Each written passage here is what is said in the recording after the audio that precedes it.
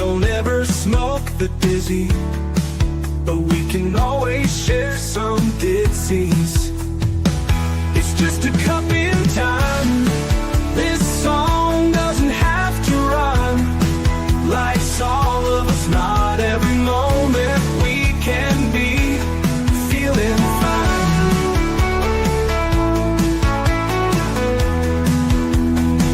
I wanna share a moment, just a second if you will, maybe even a cup of thrill. We could share this performance. It's tea time, come sit with me. Well, welcome, guys. Miss Liz is back. That's right. We had an incredible afternoon show this afternoon. Check that out, Brad C. Anderson. Tonight, I have the incredible Paul Zohav in the house, and we're going to talk about marriage and communication. We're going to talk about relationships. We're going to talk about his tea, and his tea is yes and seems. That's right. We do not serve a beverage in this house.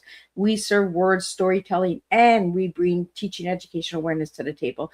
So for everybody, you know how Miss Liz works. We get everybody over to YouTube, Spotify, TikTok, LinkedIn, all of those good platforms. Give those a like, subscribe, and follow, and get these tea times out, because I guarantee one tea time will resonate with someone out there. I want to thank everybody for tuning in and supporting Miss Liz throughout this season as well.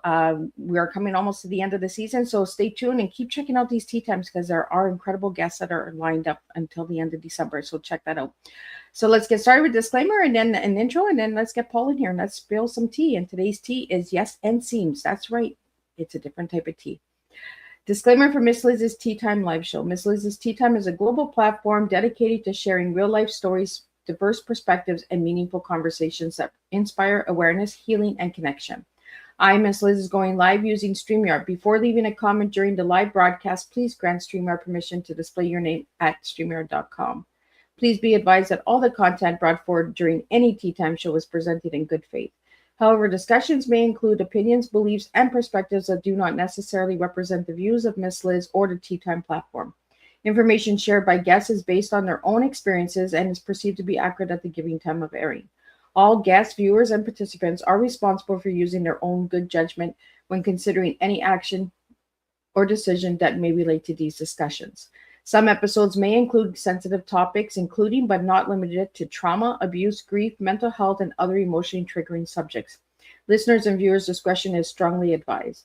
Tea Time with Miss Liz is an open discussion forum designed to offer insight, inspire awareness, and create connection. It is not a substitute for professional, medical, legal, or therapeutical advice. If you require professional support, please seek assistance from qualified professionals or trusted resources in your area. If you have any questions regarding this disclaimer or the content of this discussion, you are welcome to contact me, aka Miss Liz, directly on my email at bookingmissliz@gmail.com or visit my link tree at Miss Liz's Tea Times. By choosing to participate in, comment on, or view these live shows, you acknowledge and accept this disclaimer. Your participation is entirely voluntary. I, Miss Liz, welcomes you to join the conversation with an open heart, and if at any time you feel this platform is not right for you, I respect your decision and wishes and welcome you back whenever you are ready. Tea Time with Miss Liz is serving truth and awareness one cup at a time. Well, I want to welcome everybody back to Tea Time, where honest conversations become the bridge back to connection. Tonight, we open the door to one of life's most important rooms, our relationships. Joining us is Paul Zohav, M.Ed., a seasoned relationship and communication coach with more than 30 years of experience supporting couples and families through moments of breakdown and breakthrough. Paul began his work as a domestic abuse counselor in Central Virginia, offering healing where trust had been shattered. Today, as the founder of Marriage and Communication Coaching in Tucson, Arizona, he guides couples through marriage coaching, prenatal counseling, parent-teen communication, and the painful reality of infidelity and divorce. Paul teaches that love is not just a feeling, it is a skill, one that can be learned, strengthened, and restored. His message is rooted in compassion, accountability, and practical communication that rebuilds safety, respect, and intimacy. So grab your cup and let's dig deep into this tea time as we welcome Paul Zohav to the table. Let me get Paul in here and let's spill some tea together. Welcome, Paul. Thank you for having me. I look forward to this tea time. I look forward to it too, because relationship is something that I like to talk about. Mhm. So, Paul, let's get Mhm. started with you as a young boy first, and then we'll get into the coaching relationships. Who was Paul as a young guy, and who's Paul now? If I could characteristic, I have been committed to making a difference in the world for as long as I can remember. Um, I typically would put my life where my mouth is. And that took me on a quite interesting journey. I just was unwilling to accept the world as it was presented to me. And I always looked to think outside the box. In fact, I'd say sometimes there's not a box I don't like to think outside of. Um, and it helps because I'm in the Myers-Briggs world, I'm an intuitive, and I love the biggest answers I can think of. And I keep on generating new ones from time to time. I I grew like up in that. New York City, you know, 75 years ago. Wow. Let's not say that. So, Paul, in your time of 75 years, you've worked in this business for 30 years, but as as you age wonderfully, I would have never guessed 75, but at 75, what have you learned about relationships? Well, the first thought is that, we don't have an operating system for relationships, an OS for US. Um, my parents were wonderful people. However, their models of operating system was from the 1930s. They were teenagers at the beginning of the 1930s, then they went to college. And they were the children of immigrants. And so we adopted a lot of the models of relationships from way back when. But now we're here a century later, and there's a whole brand new game. And we understand that children tend to figure out relationships by watching us. And sometimes that's a good idea, but often it's a tragic idea. Um, for instance, domestic violence. I started out as a domestic violence counselor, and there are families with generations of alcohol abuse and drug abuse, and grandpa beat grandma, my father beat my mother, and it looks like I'm heading that way too. So there's a whole generational aspect. And after a year or two of creating classes for perpetrators of domestic violence, I had a moment where I said, how about I prevent it rather than treat it after the damage is done? And that began that search for what if present would make the difference. And along the way, I became a professional chaplain, hospital, community, and also hospice chaplain. So I've been looking at the world through God's ears and my ears, so to speak. Um, and after moving to Tucson, Arizona, about 12 years ago, I created marriage and communication coaching, developing a model for communication applicable to anybody from home to work. I could rattle on for a bit more, but maybe you have a question by this point, Liz. Uh, well, what I want to do now, Paul, is I want to bring up the book that you sent me. I want to talk about that book. So I'm going to pop it up. So for my audio listeners that cannot see the cover, if you can just describe who's on it and how it came about and how the difference of writing it, because I've looked into it and I really like the style of the way that you wrote this book. This is Marriage and Communication Recipes for Life. And out of my studies and experience, it's been very clear that 3 out of 4 people just are looking for directions.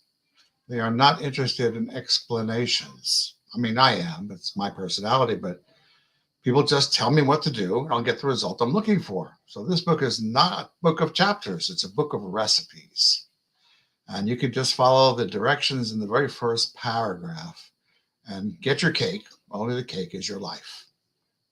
For those who like to understand more, there's further materials, but the very first recipe, and every couple that comes to me gets this first, is the power of yes and. When we begin a sentence with yes, we're connected. I am listening, and you know I've heard them. When those elements are present, then we can say, And let's handle this together. And when shall we talk? From work to any place. How about breakfast? Yes. And how about scrambled eggs? Or perhaps you're a real estate agent and someone wants $100,000 house in $1 million neighborhood. And you go, yes, I'll show you everything that's available. Then you'll pick something that works for you. Selling cars, sales. Basically, your yes establishes a connection, an affinity. That is the basis for pretty much any conversation. You really don't need to be in an argument longer than it takes to say, yes, let's take a break and start over again. Some people like to dramatize their unhappiness, but most people do not. And so whenever you have a breakdown in your connection, the first one that's noticed it gets to say, yes, this is important. When can we talk about this? Yes is the magic can opener of communication. And the word and is my favorite word because and opens up the future.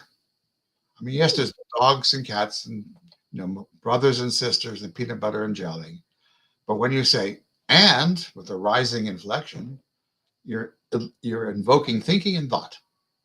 And you're creating the future in the moment. And you can use it pretty much anywhere in your life. I have a flat tire and I'm not feeling good today. And I didn't get the results I was looking for. And literally opens up a brand new future for us to fill in with by using A and D. And let's go to dinner. And where you want to go to? Let's find a new way to travel. And how should we do that? So basically, between a yes and an and, you have an access to extraordinary relationship and a future. And the other word that Liz mentioned earlier was the word seems. Well, it's important to understand that the world has no language. Birds don't sing, waves don't crash, and trees don't fall. Fall, crash, and sing are all words that human beings added to our experience of being alive. Something happens, and then we make up a word about it. So if we're talking like we are right now, inevitably anything we're saying is an interpretation, which is terrific news, by the way, because if you're locked into a interpretation, you can pick a new one, another interpretation that gives you access to more life. For example, and then Liz can ask a question or two. A couple came to me and he, about 67 years old, something like that. He was convinced, almost proud, I'm unfixable. He knew himself to be unfixable, which makes it kind of hard to be married to because not much flexibility with someone who's unfixable. And I said, how about we switch the script to I have things yet to learn? New interpretation. I have things left to learn. And all of a sudden, a brand new life showed up in a nanosecond. And she was thrilled because she could live with someone who had something left to learn, and very difficult to live with someone who knew they were unfixable. And we, in the work I do, we get to explore all the interpretations that cost us life, and we get to replace them with new interpretations that give us life. Liz, I can take this into a zillion directions. I'll let you help moderate this. Well, I kind of chuckled, Paul, when you said peanut butter, because Brad talked about peanut butter in his books today. So it's just like, hey, this is how it works. The universe just puts my guests together and we're joined together with peanut butter and jelly, so. Sure, that 2 slices of bread are not a sandwich unless there's something in between them. Just like a relationship, right? A couple is not, 2 individual people, 2 me's are not an us until they have an and. And when their and gets big enough, they have enough room for a child and they have a family. And that's why I call marriage and communication coaching, because with and you can have access to pretty much anything you want. Yeah, because that's what I found. I found that there was 3 parts of marriage: you, me, and us. Yes, and I like metaphors are important because metaphors are not the thing itself, but they are words an assemblage of words that give us access to something we cannot speak aloud of. And one of the things I distinguish is an us. People come to me as two individuals struggling with the relationship, perhaps, and their us is weak. They lack a lot of the skills and the insights and best practices that will allow us to help us navigate our lives together. Us, an invisible presence that is greater than the sum of its parts. And where does this us live? That lives in a bubble. The bubble, when we can envision ourselves, our marriages as a bubble, we then have a good sense of where our boundaries lie. We are inside the bubble. We are in charge of what's inside the bubble. And anything outside the bubble is not us. And we get to have a high integrity bubble that we don't let anything in unless we both agree that it's there. Because one of the major characteristics of a bubble is safety. Sometimes people talk about their relationships to strangers. Not safe. I can tell some horror stories, but there's just some. So we can ask the question, now that we have identified our marriage as existing within a bubble, and that's where our us lives, we can then say, is what I'm about to do or say belong in our bubble or not? Now that we have bubbles, now we have an us, and we have boundaries. Yeah. And so if the answer is yes, keep going. If the answer is no, don't do it.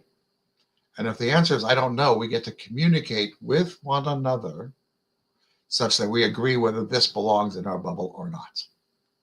So we have an operating system for marriage and relationships. We have a bubble and we have an us.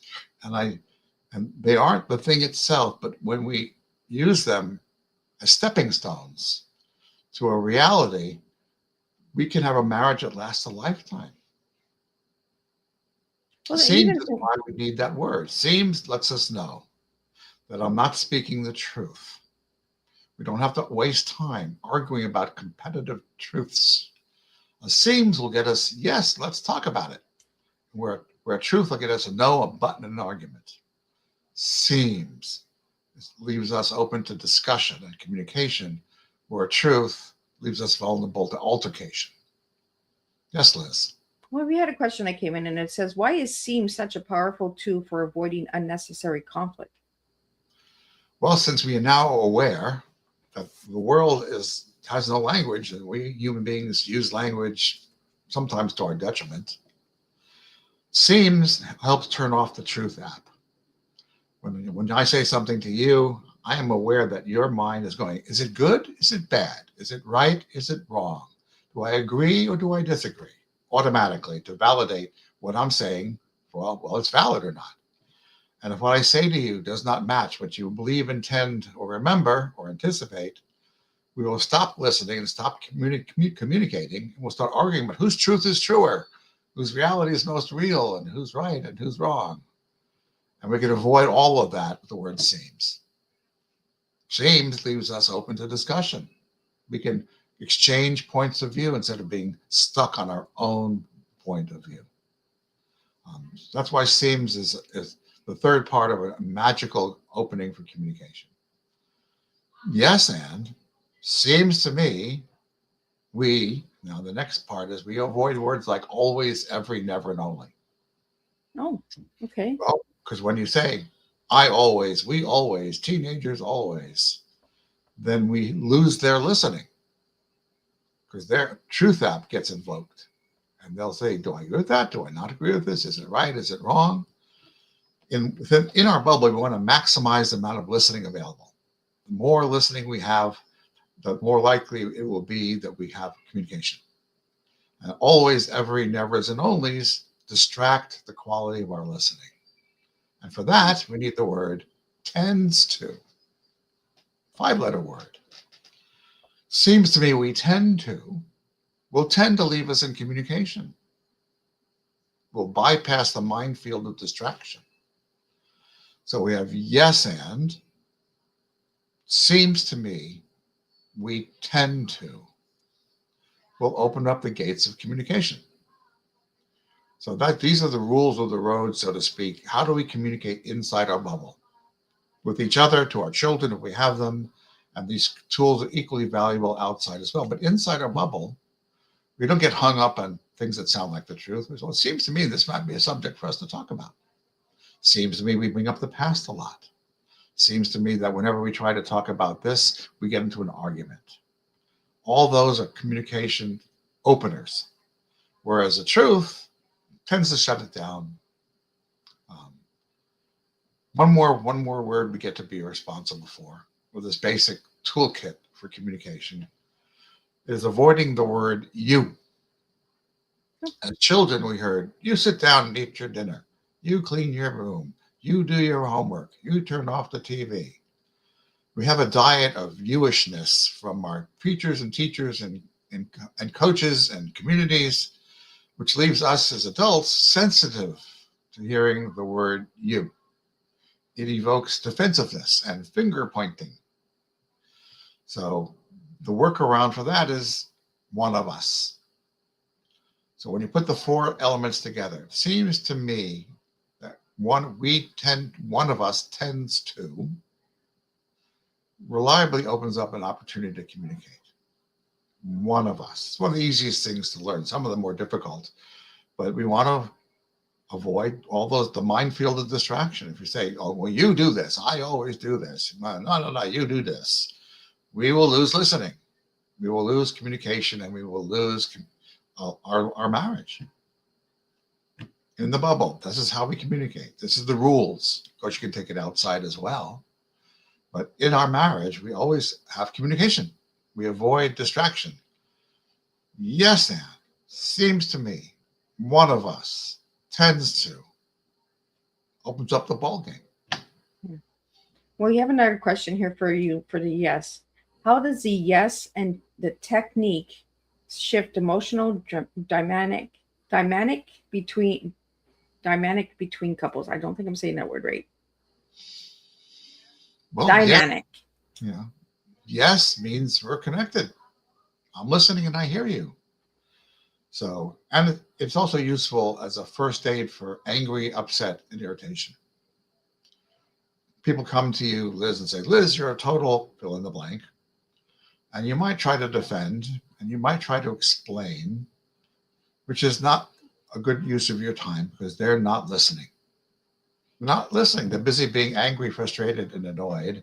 And so any attempt to explain or defend is like going down a rabbit hole. So for that, you can say, yes, I hear you. That's a very important phrase. Yes, I hear you. How about we take some time? I'll make a cup of coffee and I'll listen to everything you have to say. Yes, I hear you. Let's take some time to do this together. Yes, I hear you.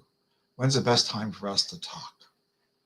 Yes, I hear you is the key phrase that opens up. Well, people who are angry might have to say, yes, I hear you a few times before they slow down long enough to listen and to be responsible. And I'm speaking to our female partners mostly. If you don't feel safe, don't do this. If you don't feel safe, try one yes and I hear you. But if that doesn't produce any results and you're not feeling uncertain and scared or fearful, take a time out, leave, shut it down. I don't sound like I'm picking on females, but men generally, for good or for ill, think they're safe. Sorry. It's kind of I'll handle it. It's no big deal. If something happens, I'll handle it. But most men are not aware of how unsafe most of our female partners feel. It seems to me we could put a pin any place on planet Earth, and you'll find women who assign a good amount of their attention to their safety and trust. And if us guys don't know how to listen and communicate, and they don't trust us, and they don't marry us. So that's another subject we can approach at another time. But any men listening, just realize that the person next to you spends a lot of her attention on being safe. So, Paul, how did your early work as a domestic abuse counselor shape your approach into today's marriage and communication coaching? Well, one thing I learned is that at the time I called it emotional literacy. Okay. Most men had one word for being upset. Angry. If they're upset, they're angry. If they're hurt, they're angry. If they're annoyed, they're angry. If they're frustrated, they're angry. So if you have, it's been said that if all you have is a hammer, every problem becomes a nail. And so in my early years, I taught them, what are the signs that you're starting to lose control? For me, I get angry, my shoulders start to rise. And my thinking starts to get foggy. And I'm not a good listener. So I taught them in the class, when you see those signs, take a break. Get out before you go all the way to angry. And we know how that turns out because you're here. And it's amazingly simple. 3-letter words, yes, and, seems, and tends to. We want to have as much listening as possible so that we can use it to communicate. And you also gave me what you gave me the words get to living and got to living. I want to talk. Yes. I want to talk a little bit about that get to living and got to living, because what's the difference? Well, if we listen to the language we are immersed in, we'll hear, I have to, I need to, I should, and I must. I've got to. Republicans need to. Democrats have to. As a nation, we should, and the president must to. And if we listen a little carefully, you'll hear, or else. I have to, or else. I need to go shopping, or else. I have to go to work, or else. We have to get going, or else. Sometimes we even say the word or else, but mostly it's kind of concealed. And when we listen, you'll notice that you're not free. Your life is given by obligations and circumstances. You have to, you need to, and you should, and you must. You get stuck. And the way out is really simple. When you swap an O for an E, you get a get to life. That's where the fun is. In the get to life, you have choice. You're the driver. You have opportunity and possibility, and you can change your mind for no consequences because there's nowhere else. So one of the things I guide my couples, if from now on, when someone says, we have to get going, you say, have to? We get to get going. We can literally bootstrap us into a whole new world just by need to, should, have to, must, and just change them to get to. I mean, in fact, Liz, what are some of the things you may have historically said about I have to, I must? We all got them. What are some of your routines that you can recall? That you say, well, I must get it done. And now I must find a way. And now you get to get it done. I see. Just that little tiny paradigm shift gives you a brand new world, because things will get done. People will go to work. You'll get to where you're going on when you're traveling. But which is easier, have to go to shopping or get to go shopping? Well, get to go shopping is a lot more fun. You have to. It's almost like you're forcing an outcome on your life. I have to. I have no choice. I have to. I need to, and I should. I have a major peeve with the word should, because should means there was something I should have done, and it cuts out all possibility. When you say could, we could do this, the future opens up. Should brings in something from the past. I should have done different. As if there was another world in which you were different and you should have done differently, and you get different results. Should. Let's change it to could. Again, all I did was swap a SH for a Z, and you have a life that's you are at the source of your life. We could do it this way. We could do it that way. We could do it the other way. But should takes a bite out of ourselves. There's just something really uncomfortable by shoulding on ourselves. Well, should is kind of like a regret, right? Kind of like living like, oh, I should have done that. You should do it this way, says someone. All right? But you could say, equally, you could say, you could do it this way. You can have a conversation. With the word could, you're offering a solution. Like you're giving them hope. where you say the word should, you're kind of defeating the purpose, right? Becoming kind of critical and judgmental. Well, you should do it this way. There's all ways we can use language and tone. It has been a little sidebar. A professor named, I think it was Marhabian, I'm not quite sure I get that right. He says that communication is 7% the words you use, 38% how you say those words, and 55% body language. Consider, 38% is the tone, intonation, pronunciation, enunciation. And I'm still in the process of training myself to use my hands to talk, because you can avoid a lot of miscommunication if you say, well, we can do it this way, or we can do it this way. Well, this kind of brings like hope, right? Right. One person on podcast says you can actually put your hands beneath the surface of your desk and move your hands at will, and your face will follow your hands. Right? Put your hands beneath your, so this is really a great thing. And my hands are waving, and all of a sudden my face is animated, and I sound and feel alive because I'm beginning to use my body as well. It was a unfortunate artifact of the Victorian era, is that children literally had to be seen and not heard, and they were punished if they dared say anything in the presence of an adult. That's where the phrase comes from. Children should be seen and not heard. It comes from a Victorian era where children are literally forbidden to say anything. So children should be seen and not heard.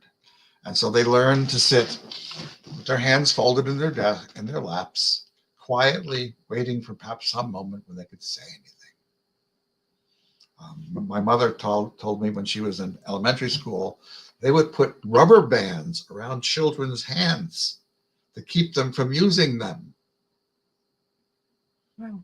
She went to the elementary school in the end of the 1920s, and children were taught to sit with their hands folded. That was what she grew up with.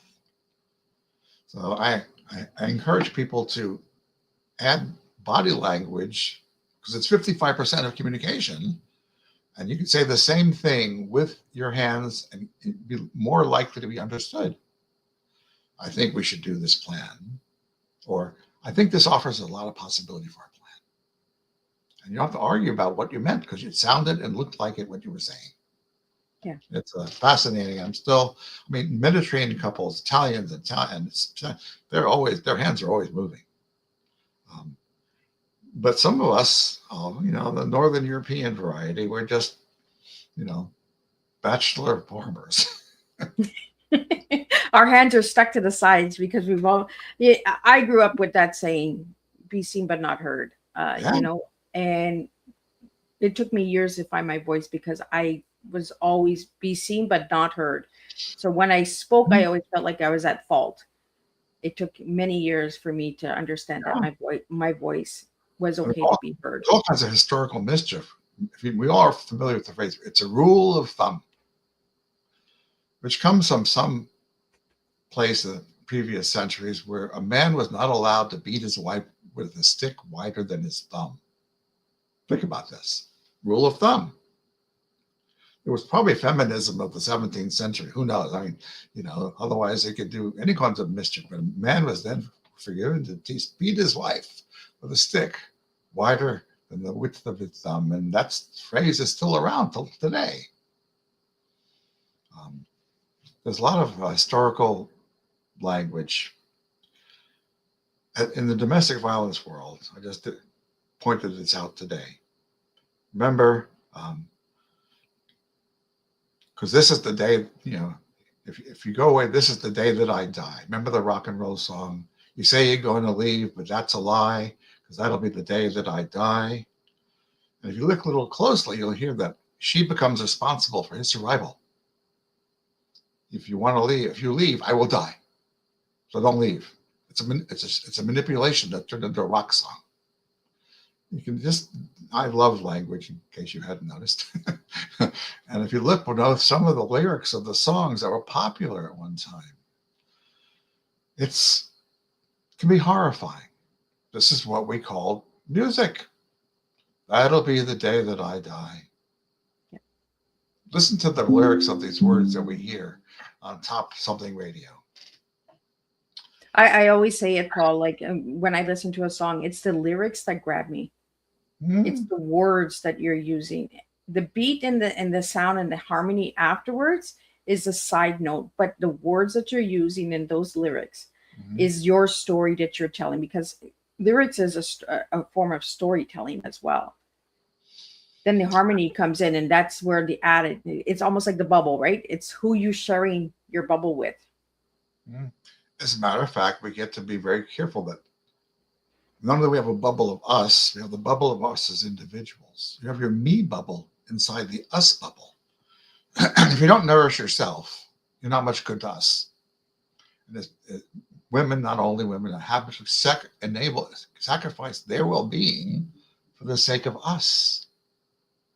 They become people pleasers and other things of that ilk. And after a while, they forgot. I used to do art, but I don't do that anymore. I used to like to dance. I used to like to crochet. But since they're busy devoting their time to the us, they forget their me. And the first session, I say, what are your pastimes? Whatever it is, make time for that. I want to get into a topic that I haven't had very much on tea time, Paul, and that's infidelity and cheating. I have a Mm. lot of listeners in baby boomers and that, and we've all, most of us have experienced some form of infidelity or cheating or mistreatment. So let's talk a little bit about that, Paul. Well, the first thing for us to understand is that infidelity is a symptom, it's not a cause. It's a symptom. And once we ask the right question is, what it is a symptom of? Because that's where we go to work. We don't want to play whack-a-mole with the symptoms. We want to get at the cause. And two of the biggest causes we may find out can be found in Gary Chapman's book, The Five Love Languages, which many of us have heard. If not, get a copy. It's brilliant because people feel loved in slightly different ways, Gary Chapman teaches. For some people, there's gifts and there's quality time and acts of service and words of affirmation and there's physical touch. And he says we have all five love languages, but the significance can vary widely from one person to another. For example, my spouse loves to change the sheets on a weekly basis. On my own, I might take an extra week or two before I change the sheets. And certainly when I was younger, it would go, oh, that's clean enough. However, since I know that her main love languages is words of acts of service, that's one of the love languages. My us, since I've educated our us, jumps in and says, speak her love language. She will feel loved by you. You're expressing love to her. And at the end of the day, we are more together. So people get to learn their love languages. And by the way, when she says, thank you for stripping the bed, I feel loved because words of affirmation and appreciation are my love language. It can be easy as learning the language that leaves us most loved and connected. And it has happened. A guy calls me up one day and says, there's something wrong with my wife. And I'm listening. He says, well, it turns out that he's busy paying attention to business while she's looking for someone to play with, someone to listen. And he kept on declining her invitation. Let's go to the gym. Let's go out to eat. Let's do this. Let's do that. Which led her be vulnerable to find someone else to play with, which he noticed and called me up. So a lot of the mischief of infidelity shows up in simply misloving one another, being out of sync. People also, there's the love language of physical touch. And the most useful word there is language. Sex and intimacy are dialects of a much larger language. And there's an article which I give to the couple called the Importance of Being Held. And you find out that the rest of the dialogue has to do with a lot of hugs. It balances out the nervous system. It allows people, that the researchers have found that the average hug length of a hug between two people is 3 seconds. 3 seconds. But when a hug lasts for 20 seconds, there's a therapeutic effect on body and mind. Relax, feel safe, calm. So the first thing, and it comes up in the first session, when you come home, hug. You want to transform life out there to life in here. A nice long hug with your children, if they're there, will ground you. No matter how bad a day you had, balance out the nervous system. The importance of being held. You can find that article online. And infidelity shows up when people who like to be hugged aren't hugged. People who like to be appreciated are not being appreciated. And the guy who was busy doing his business thought he was acts of service. I take care of this. I take care of that. Can't you see how much I love you? But she couldn't hear that because she wanted to be appreciated and have quality time. So one of the symptoms of infidelity comes from just not knowing how to love them and them not knowing how to speak your love languages. The other element, we got time yet? I send people to 16personalities.com. Okay. 16personalities.com. And you'll take a quiz there. Without overthinking the questions, I point out, because there's people like me, I can find 3 right answers in a multiple choice. Don't do that. Go to 16personalities.com, take the quiz, it'll give you a report. And from that report, you will learn how differently people process life. For example, some people are introverts and some people are extroverts. Introverts don't appreciate much of a social life. I spend 90% of my time inside the 4 walls of my house. I'm self-generating. And when my spouse and I go out to dinner with other people of our generation, sometimes it's so loud that I have to leave the room and come back in 50 minutes later. As an introvert. One person, she was an introvert, and she has her book, cat, music, internet, cable, Zoom, and her garden. And she can completely live her life. She probably works out virtually from home now. But then there are people who are social. You know, they get energy from social interactions. They have a lot of friends. They spend time with friends. And they come home with more energy than when they left because they got energy from social interaction. One person was here, 99% extrovert, who sings in a rock band. Heavy metal rock band. Go figure. I don't get that. That's not my generation. I'm a classic country girl. Right, I mean, Jefferson Airplane. Joni Mitchell, yay. But he was an extrovert, and he just loves the energy from being out there in front of people singing. And it's important. Like one couple, they were 24 years old, both of them, and she was very extroverted. He was very introverted. And she said, come meet all my friends. I want to show you off to all my friends. We're in a relationship. And he's going, But now they have a solution. With 2 cars, she goes and hangs out with her friends for an hour. He shows up for about an hour and goes home. So it's not an either or, it's an and life. Once you know the rules of the road. If you're married to an extrovert, you just expect that they'll want time to spend with their friends. And they know you're an introvert, you probably come home and chill to regain some of the energy you put out over the course of the day. I or E. But then there is N or S. And S are sensors, also observant. They follow policies and procedures and rules and regulations, manuals and recipes. They're focused on how to do it.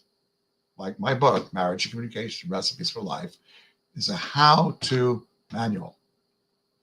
They do not particularly like long explanations because they just want how to. And then those of us who are like intuitives, which is like me, perhaps you, we love the biggest answer we can come up with because we're committed to a world that works for everybody, and we're continually in an inquiry. What is present would make the difference? And I've done since I'm as far as back as I can remember. Um, and so, an example, an illustration of how this can work. It's an old joke where mother and daughter are making brisket together. And the daughter notices that mom is cutting off the ends of the brisket. And the daughter, being intuitive, wants, Mom, why do you cut off the ends of the brisket? And the mother said, well, that's why I learned it from my mother, because she follows recipes. Let's go ask Grandma. Grandma, why do you cut off the ends of the brisket? Grandma said, well, the pot was too small. So mom just wanted to know how to. The daughter wanted to know why that way. And my mother was always frustrated. My grandmother would try to write down a recipe and always leave something out. So we get to be aware that there are people like, well, for instance, my spouse shops with a shopping list. She wouldn't go shopping without a shopping list. She wouldn't go shopping without a shopping list. And she's got to get it gone. I am into the experience, the exploration, and the joy of shopping, which takes longer, but it's a lot more fun. I go shopping for fun. And there have been times when our shopping list was long enough that we would go to Costco with 2 shopping carts. She's free to accomplish the list. And I'm free to explore. And, oh, that chicken looks really good. We'll have that for dinner instead tonight. And you get free samples as well. And you get free samples as well. So I'm into like, oh, it's on sale. 2 pounds of strawberries for a cheap price with new product. And Costco is probably really good for people like me because they always have something new. Absolutely. I love it. But my spouse has got to get it gone. She'll call me from the other end of Costco saying, I'm complete. I'll meet you at the checkout stand. I say, yes, I'll be there in 5 minutes. It's not either or, it's an and. I'll choose a restaurant that she likes. She'll choose a restaurant. It's not about the food, it's about the quality time, my love language, that we'll have together. So essentially, with a robust us, we have enough for everybody. When we grow our us, we have access to extraordinary vistas of life. And for those who are younger than we are, when the us is big enough, that's when you had children. People say, is this a time for us to have children? The answer is grow your us. The moment will arrive when you can bring in children to the world. To bring a child into the world before our us, well, there's a lot of bad movies on TV when that happens, right? A lot of domestic abuse and violence and other misbehavior. So grow your us, and the world is yours. Us, living inside your bubble, with an operating system like yes, and, seems, got to, get to, and a number of other things. Life inside of five mess sessions of about an hour and a half. You'll make it to your 50th wedding anniversary, or you'll know with no regrets why not. Sometimes it's a not, but you always wonder, well, should I have done this or should I have done that? Well, if you want to go through this process, not only do you learn all these skills, insights, and best practices, but you'll find a way back to each other or wholeheartedly moving different directions. Well, when you wrote your book and you wrote it like a recipe book, and I really like the flow of it because it's different. And I like different. I'm that kind of girl that just likes different. When you wrote this book, did your wife help you write the book? Not directly, but I learned a lot about marriages by being married to her. For example, not too long ago, we figured out that when she says the word now, and I say the word now, it's not the same thing. She says, the dog's on the leash, the coat's on my back. You said you wanted to leave. Let's get going, says she. And I'm still like thinking things out and going to the bathroom and grabbing a snack or whatever it is. So how do we handle that? Well, she says, we're leaving in 15 minutes. Be ready. That's how easy it is. Once you're aware of each other's personalities.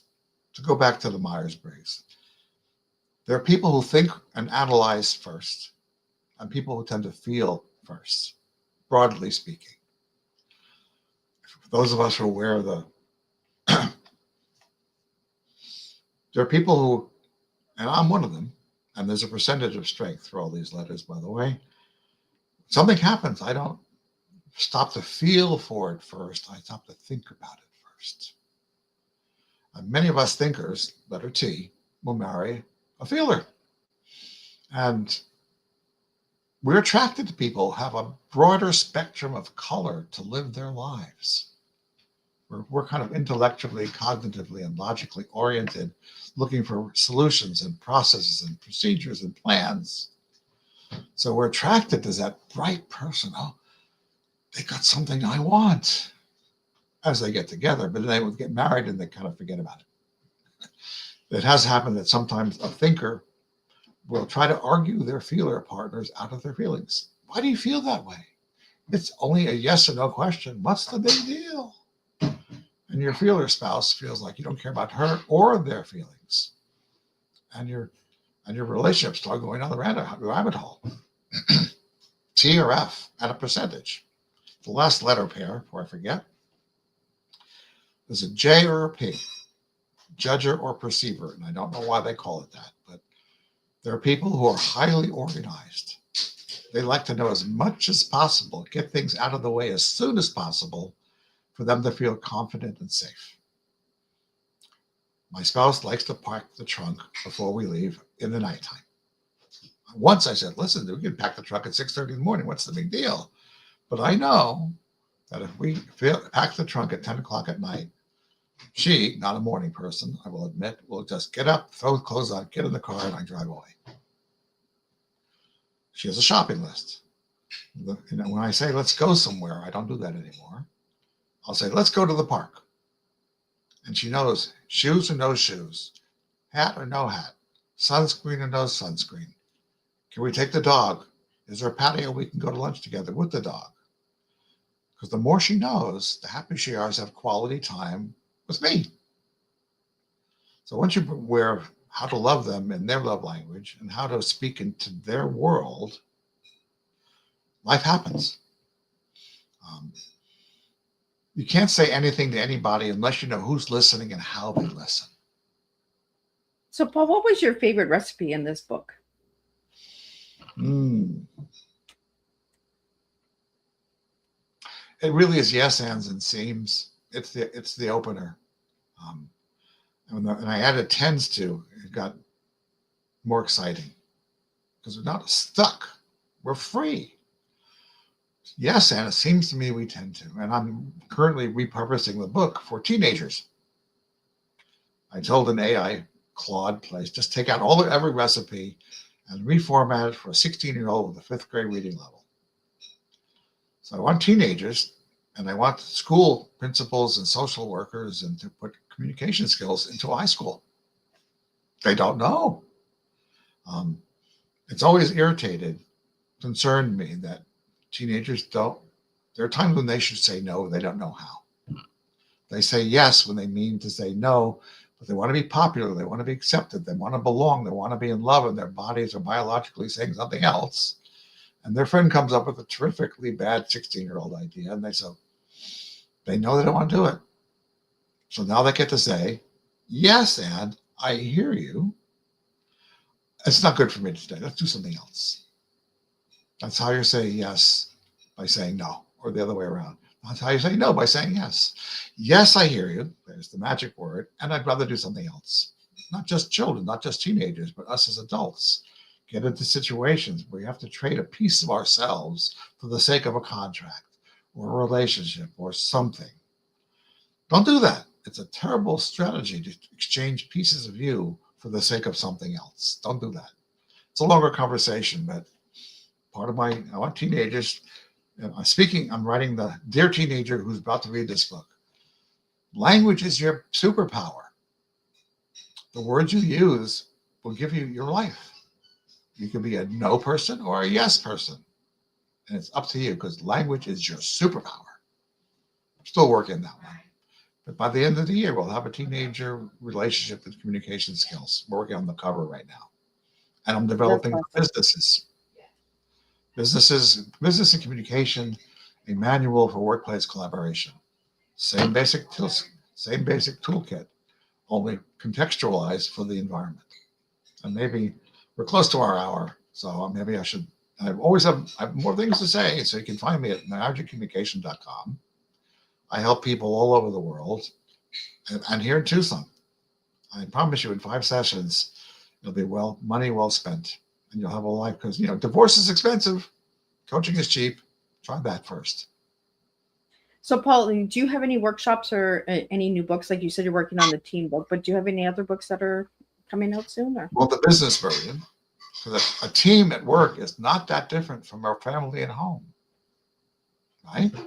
I really emphasize the role of the team leader because they get to be aware of the ROL, return on life, of all the people that do the work. Return on investment is fine, but when you blend it with return on life, you might want to know whether they're there for a paycheck or because they're aligned with the mission of the company. And most of us will fall somewhere in between. But if they're just there for a paycheck, showing up because they have to, need to, should, and must, it'll impact your productivity and your performance of your work. So that'll be emphasizing the role of managing the space of the team with the same skills, yes, ands, and seams, and honoring and respecting anybody with any personality type to blend it into a team that is extraordinary. Paul, I have a question for you.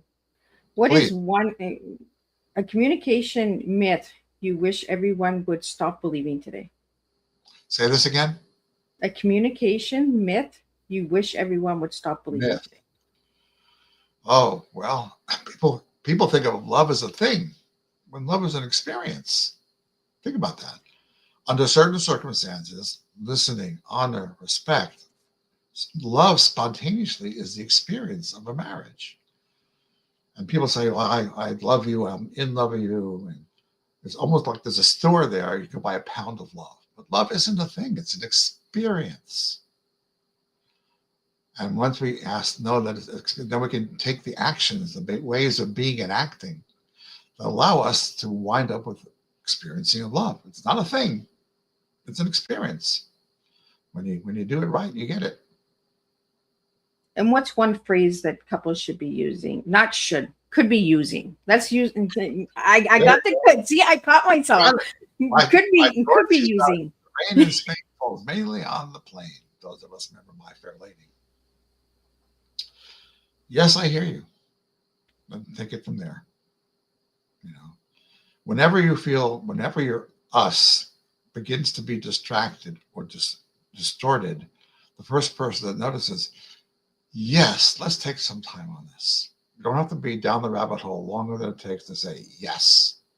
Yes. Yes. See, I caught myself. I said the word should, and then I caught myself with the could. Yeah. See, I learned as I was listening tonight on tonight's tea time. So, Paul, any final messages that you'd like to leave with the listeners out there? And then I'll wrap it up. What I do isn't really counseling. It is really coaching. Some counselors hang on to couples for like months and months and months, and they get what they get. But you will learn the skills. You'll have a dashboard for marriage. Skills, insights, and best practices. And at the end of the day, your us is very comfortable in your bubble.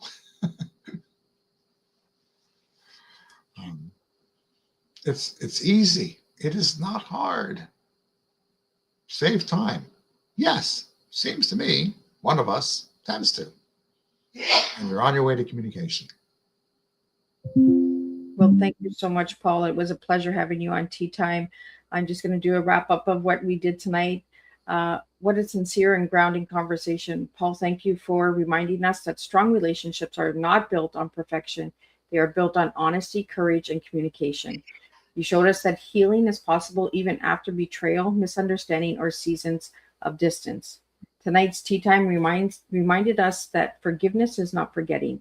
It is choosing freedom. That connection is not automatic. It is intentional. That love grows when both people are willing to listen, learn, and lead with humility. To everyone listening, may you leave this space encouraged to speak with kindness, to listen with presence, and to love with patience. Whether you are rebuilding, recommitting, or simply learning, your relationship is worth the effort. Until we meet again, keep choosing communication over silence and healing over habit. And I'll see everybody tomorrow for a special tea time with a surprise guest. So thank you guys all for tuning in. You can find me at marriageandcommunication.com, and I can help pretty much anybody, anywhere they are in their life. I look forward to meeting all of you. Thank you so much, Paul.